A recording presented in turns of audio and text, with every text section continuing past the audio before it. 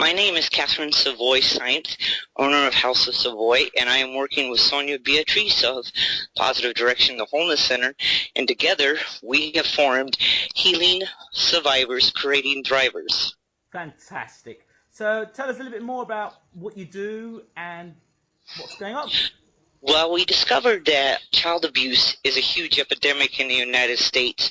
Over $100 billion is being spent on the prevention of child abuse, but yet it is growing, especially in San Antonio, Texas, where almost 7 children an hour are being abused and 4 children a day are dying from abuse.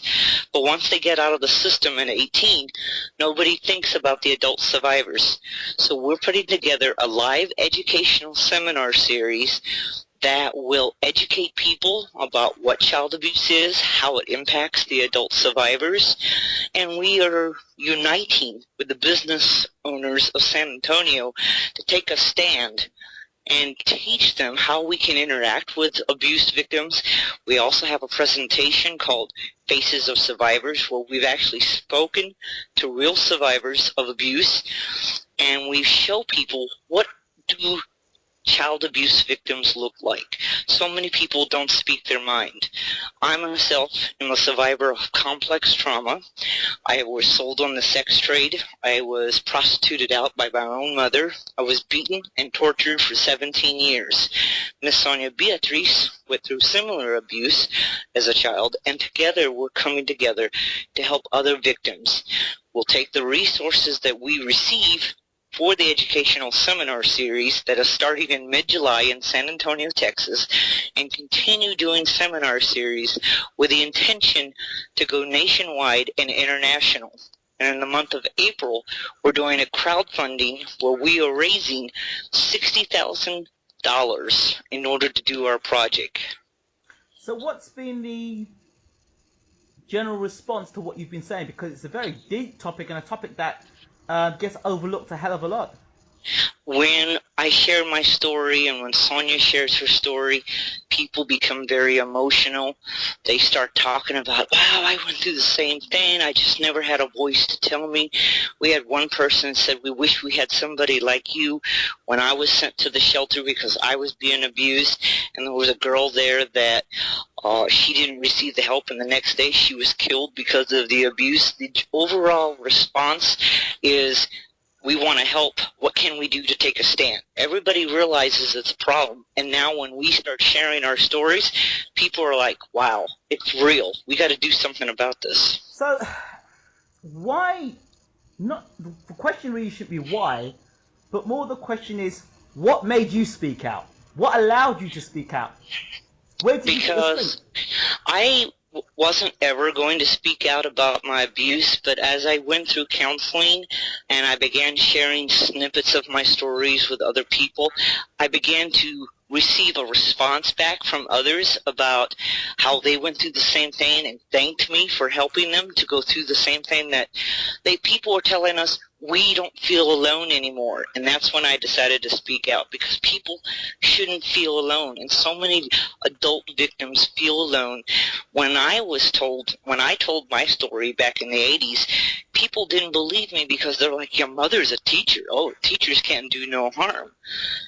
I spoke out because the victims out there, the adult survivors, they need help. And the thing is, so many survivors think, oh, I can't be anything. I have a mental, disorder, or I can't amount to anything in society. But we're to teach them. We're to take them and give them the resources to go from beyond survivors to becoming thrivers.